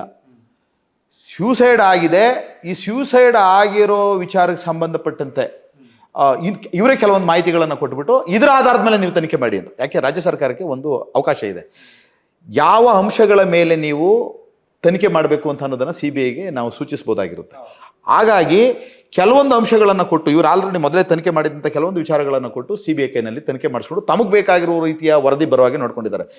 ಕೇವಲ ಈ ಯಾವುದೋ ಪ್ರಕರಣ ಅಂತ ಇವರೇನು ಹಣಕಾಸಿನ ಪ್ರಕರಣ ಮತ್ತು ಯಾವುದೋ ಹೆಣ್ಮಗಳು ಪ್ರಕರಣ ಅಂತ ಇವರೇನು ಹೇಳ್ತಾ ಇದ್ದಾರೆ, ಅದಲ್ಲದೇನೆ ಬೇರೆದೇ ಆದಂಥ ಒತ್ತಡಗಳು ಆತ ಇಮಿಡಿಯೇಟ್ ಆಗಿ ತೀರ್ಮಾನಕ್ಕೆ ಸೂಸೈಡ್ ಮಾಡ್ಕೊಳ್ಳೋದಕ್ಕೆ ತೀರ್ಮಾನಕ್ಕೆ ಬರೋದಕ್ಕೆ ಕಾರಣ ಆಗಿರಬಹುದು. ಈ ಎರಡು ಪ್ರಶ್ನೆ ನಿಮಗೆ. ಡಿ ಕೆ ರವಿ ಅವರ ವಿಚಾರದಲ್ಲಿ ನಿಮಗೆ CBI ವರದಿ ಎಲ್ಲವೂ ಕೂಡ ಬರುತ್ತೆ, ಆನಂತರ ಬೇರೆ ಬೇರೆ ರೀತಿಯಲ್ಲಿ ಚರ್ಚೆ ಎಲ್ಲ ಆಗೋದಕ್ಕೆ ಶುರುವಾಗುತ್ತೆ. ಅವಾಗೇನಾದ್ರೂ ಅನ್ಸಿತ್ತಾ ನಾನು ಈ ವಿಚಾರದಲ್ಲಿ ರಾಜೀನಾಮೆ ಕೊಡಬಾರ್ದಿತ್ತು ಆ ಥರ ಏನಾದರೂ? ಇಲ್ಲ, ನನಗೆ ಆ್ಯಕ್ಚುಲಿ ನಾನು ಡಿ ಕೆ ರವಿ ಸೂಸೈಡ್ ಮಾಡ್ಕೊಂಡಿಲ್ಲ ಅಂತಾಗಲಿ ಅಥವಾ ಈ ಕೊಲೆನೇ ಆಗಿದೆ ಅಂತಾಗಲಿ ನನ್ನ ಪ್ರತಿಪಾದನೆ ಆಗಿರಲಿಲ್ಲ. ನನ್ನ ಪ್ರತಿಪಾದನೆ ಇದ್ದದ್ದು ಇಂಥ ದೊಡ್ಡ ಪ್ರಕರಣಗಳು ಇಡೀ ಸಮಾಜದಲ್ಲಿ ಒಂದು ರೀತಿಯಲ್ಲಿ ಏನೋ ಬೇರೆದೇ ಆದಂಥ ಒಂದು ಸಂಚಲನವನ್ನು ಮೂಡಿಸಿದಂಥ ಪ್ರಕರಣಗಳಲ್ಲಿ ಜನ ಬಯಸ್ತಾ ಇದ್ದಾರೆ ಅಂತ ಅಂದಾಗ ರಾಜ್ಯ ಸರ್ಕಾರಗಳು CBIಗೆ ವಹಿಸ್ಬೇಕು. CBIಗೆ ವಹಿಸ್ಕೋದಕ್ಕೆ ಏನು ತಾಪತ್ರೆ ಇದೆ ನಿಮಗೆ ಅನ್ನುವಂಥದ್ದು ಒಂದು.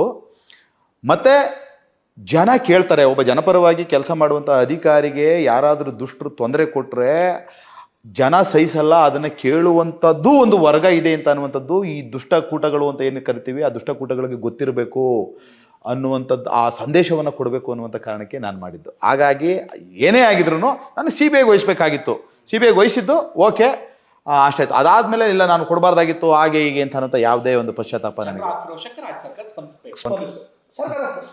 ಓಕೆ, ಈಗ ನೀವು ಒಂದು ರಾಜಕಾರಣಕ್ಕೆ ಧುಮುಕಬೇಕು ಅಥವಾ ಏನೋ ಒಂದು ಮಾಡಬೇಕು ಅನ್ನೋ ಒಂದು ಛಲದಲ್ಲಿ ಬಂದ್ರಿ.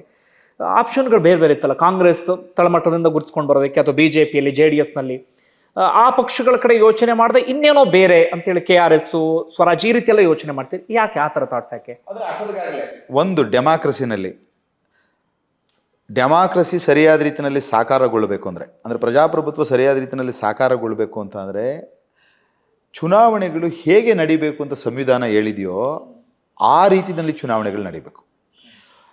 ಚುನಾವಣೆಗಳಲ್ಲಿ ಹಣ ಹಂಚಿ, ಶೆಂಡ ಕುಡಿಸಿ, ಜಾತಿ ವಿಚಾರಗಳನ್ನು ಎತ್ತಿ ಚುನಾವಣೆಗಳನ್ನು ಮಾಡೋದೇನೆ ಇಡೀ ಎಲ್ಲ ಆಡಳಿತ ವ್ಯವಸ್ಥೆ ಕೆಡೋದಕ್ಕೆ ಕಾರಣ. ಚುನಾವಣೆನೇ ಪ್ರಜಾಪ್ರಭುತ್ವದಲ್ಲಿ ಅತ್ಯಂತ ಬಹಳ ಮುಖ್ಯವಾದಂಥ ಒಂದು ಪ್ರಕ್ರಿಯೆ. ಆ ಪ್ರಕ್ರಿಯೆ ಸರಿ ಹೋಗಲಿಲ್ಲ ಅಂದರೆ ಬೇರೆ ಎಲ್ಲ ಸಮಸ್ಯೆಗಳು ಇರ್ತವೆ. ನಾವು ಬೇಕಾದ್ರೆ ಯಾರ್ದೋ ಕೈ ಕಾಲು ಹಿಡ್ಕೊಂಡು ಪೂಸಿ ಓಡೋದು, ಬಕೆಟ್ ಹಿಡಿದು ಏನೋ ನಾವು ಯಾವುದೋ ಮಾಡ್ಬೋದು. ಇದು ದೊಡ್ಡ ಬದಲಾವಣೆಗೆ ಕಾರಣ ಆಗೋದಿಲ್ಲ. ಹಾಗಾಗಿ ಹೊಸ ರಾಜಕಾರಣ ಈ ಮೂರೂ ರಾಜಕೀಯ ಪಕ್ಷಗಳು ಮಾಡ್ತಾ ಇರುವಂಥವ್ರು ಅವರೆಲ್ಲ ಹೇಗೆ ಮಾಡ್ತಾ ಇದ್ದಾರೆ ಅಂತ ಅನ್ನೋಂಥದ್ದು ಎಲ್ಲರಿಗೂ ಊರಿಗೆಲ್ಲ ಗೊತ್ತಿರುವಂಥ ವಿಚಾರ. ಹಾಗಾಗಿ ಆ ರಾಜಕಾರಣವನ್ನು ನಾನು ಆಯ್ಕೆ ಮಾಡಿಕೊಂಡ್ರೆ ಮತ್ತೆ ಕೇವಲ ಅಂಥದ್ದೇ ಟ್ರಾಪ್ಗೆ ನಾನು ಬೀಳ್ತಾ ಮತ್ತೆ ಸಮಾಜವನ್ನು ನಾನು ಮೋಸಗೊಳಿಸಿದಾಗುತ್ತೆ. ಅದು ಒಳ್ಳೆಯದಲ್ಲ. ಹೊಸ ರಾಜಕಾರಣ ಮಾಡಬೇಕು ಅಂತ ಅನ್ನುವಂಥ ನಿಲುವಿಗೆ ನಾನು ಬಂದಿತ್ತು. ಓಕೆ, ಈಗ KRS ಪಾರ್ಟಿ ವಿಚಾರಕ್ಕೆ ಬರೋಣ. ಸಾಕಷ್ಟು ವರ್ಷಗಳಾಯಿತು, ತಮ್ಮದೇ ಆದಂಥ ರೀತಿಯಲ್ಲಿ ಗುರುತಿಸ್ಕೊಂಡಿದ್ದೀರಿ. ತುಂಬ ಶಾರ್ಟ್ ಪೀರಿಯಡಲ್ಲಿ ಇವು ಸೋಷಿಯಲ್ ಮೀಡಿಯಾದಲ್ಲಿ ಭಾಳ ದೊಡ್ಡ ಮಟ್ಟಿಗೆ ಸದ್ದು ಮಾಡ್ತಾ ಇದೆ, ಜನರ ಬೆಂಬಲ ಸಿಗ್ತಾ ಇದೆ. ಜನ ಈಗ ಪರ್ಯಾಯವಾಗಿ ಯೋಚನೆ ಮಾಡಿದಾಗ KRS ಅಂತ ಒಂದು ಪಾರ್ಟಿ ಇದೆ ಅಥವಾ ಪ್ರಜಾಕೀಯ ಈ ರೀತಿ ಒಂದಷ್ಟು ಯೋಚನೆ ಮಾಡಿದಾಗ ಅಂತಲ್ಲಿ KRS ಪಾರ್ಟಿ ಕೂಡ ನಿಂತ್ಕೊಂಡಿದೆ. ಇವತ್ತು ಏನು ಅಂತೀರಿ? KRS ಪಕ್ಷ ಅಂದರೆ ನಾನು ಕೇಳ್ತಾ ಇರೋದು, ಹೋರಾಟ ಮಾಡ್ತಾ ಇದ್ದೀರಿ, ಜನರಲ್ಲಿ ಒಂದು ಜಾಗೃತಿ ಮೂಡಿಸ್ತಾ ಇದ್ದೀರಿ, ಅಂಥದ್ದೆಲ್ಲವೂ ಕೂಡ ನಡೀತಾ ಇದೆ. ಈ ಚುನಾವಣಾ ರಾಜಕೀಯ ಅಂತ ಬಂದಾಗ ಅದರಲ್ಲಿ ಎಷ್ಟರ ಮಟ್ಟಿಗೆ ಸಕ್ಸಸ್ ಆಗಿದೆ KRS? ಯಾಕಂದರೆ ನಿಮ್ಮ ಪಾರ್ಟಿ ಇನ್ನೂ ದೊಡ್ಡ ಮಟ್ಟಕ್ಕೆ ನಿಂತ್ಕೊಳ್ಬೇಕು ಅಂತಾದರೆ, ಜನರಿಗೆ ಇನ್ನೂ ರೀಚ್ ಆಗಬೇಕು ಅಂತಂದರೆ ಚುನಾವಣಾ ರಾಜಕೀಯದಲ್ಲಿ ಏನೋ ಒಂದು ಮ್ಯಾಜಿಕ್ ಮಾಡಬೇಕು, ಏನೋ ಒಂದು ಮಾಡಲೇಬೇಕು.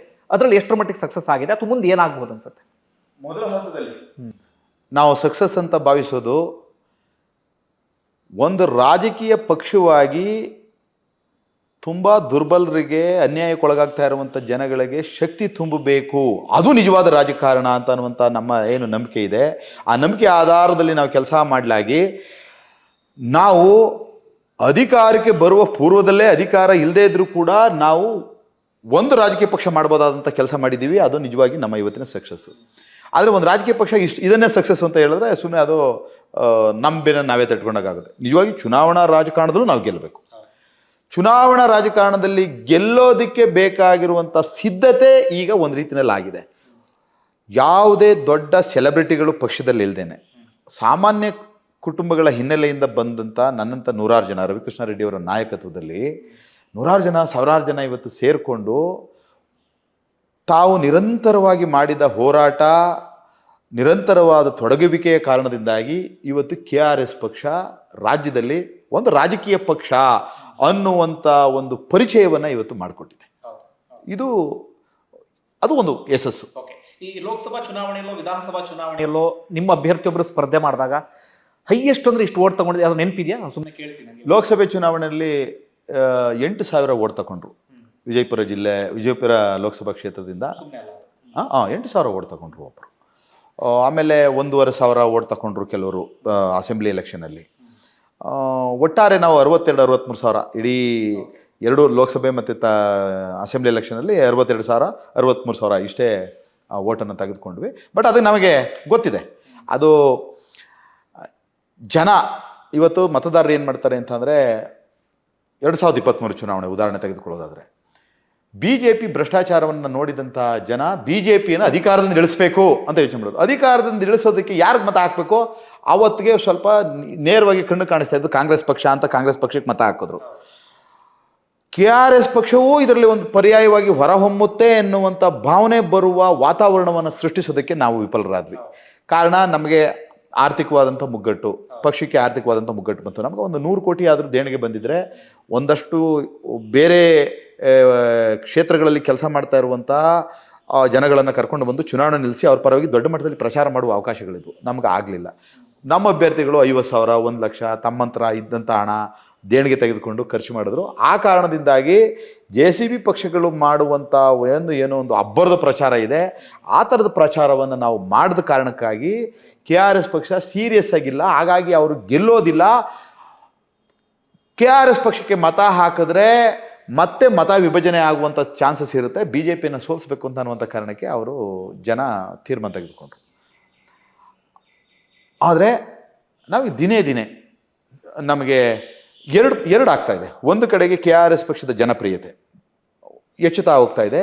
ಹಾಗೆ JCB ಪಕ್ಷಗಳ ಜನಪ್ರಿಯತೆ ಮತ್ತು ಅವರು ಆಡುವಂಥ ಭ್ರಷ್ಟಾಚಾರ ನಾಟಕಗಳು ಈಗ ಜನಗಳಿಗೆ ಪ್ರತಿನಿತ್ಯ ತಲುಪ್ತಾ ಹೋಗ್ತಾ ಇದೆ. ಹಾಗಾಗಿ ನಮಗೆ ಇನ್ನು ಮುಂದಿನ ದಿನಗಳಲ್ಲಿ ಜನ ದೇಣಿಗೆ ಕೊಡಬಹುದು, ನಮಗೆ ಶಕ್ತಿ ತುಂಬಬಹುದು. ಶಕ್ತಿ ತುಂಬಿದಂಥ ಸಂದರ್ಭದಲ್ಲಿ ಅದು ರಾಜಕೀಯ ಗೆಲುವಾಗಿ ನಮಗೆ ಅದು ಪರಿವರ್ತನೆ ಆಗುತ್ತೆ ಅಂತ ಅನ್ನುವಂಥ ವಿಶ್ವಾಸ. ಒಂದು ಖುಷಿ ಅಂದರೆ ಈಗ ಬೇರೆ ಪಕ್ಷಗಳ ಜೊತೆಗೆ ಗುರುತಿಸ್ಕೊಂಡಂಥವರಿಗೆ ಇರಬಹುದೋ ಇಲ್ವೋ ಗೊತ್ತಿಲ್ಲ, ನನಗೆ ಒಂದು ಸಣ್ಣದಾದ ಸ್ವಾರ್ಥ ಇರುತ್ತೆ ಅವ್ರಿಗೆ.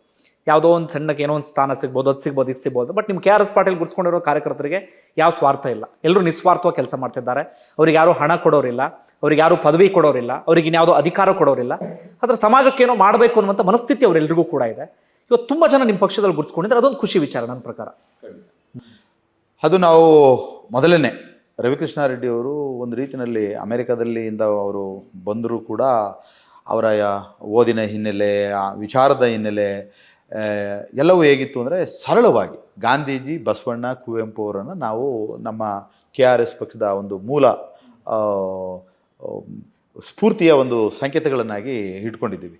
ಹಾಗಾಗಿ ಭಾಳ ಸರಳವಾಗಿ ನಾವು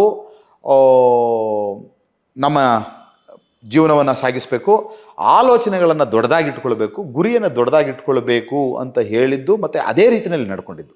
ಆಮೇಲೆ ರಾಜ್ಯ ಸಮಿತಿಯವರೆಲ್ಲ ಬಹಳ ಸರಳವಾಗಿ ನಡ್ಕೊಳ್ಳೋದಕ್ಕೆ ಶುರು ಮಾಡಿದ್ವಿ. ಈಗ ಯಾವುದೋ ಬೆಳಗಾವಿಗೆ ಅಥವಾ ಗುಲ್ಬರ್ಗಕ್ಕೆ ಹೋದಂಥ ಸಂದರ್ಭದಲ್ಲಿ ನಮ್ಮ ಪಕ್ಷದ ಕಾರ್ಯಕರ್ತರುಗಳು ನಾವು ಹೊಸ್ದಾಗಿ ಬಂದಿದ್ದೀವಿ, ಇವರೇನು ದೊಡ್ಡ ಮನುಷ್ಯರು ಅನ್ನೋ ಕಾರಣಕ್ಕೆ ಯಾವುದೋ ಒಂದು ಹೋಟ್ಲ್ ಮಾಡ್ತೀವಿ ಸರ್, ಒಂದು 3-4 ಸಾವಿರ ಕೊಡ್ತೀವಿ ಹೋಟ್ಲಿಗೆ, ಇಲ್ಲಿ ಉಳ್ಕೊಳ್ಳಿ ನೀವು.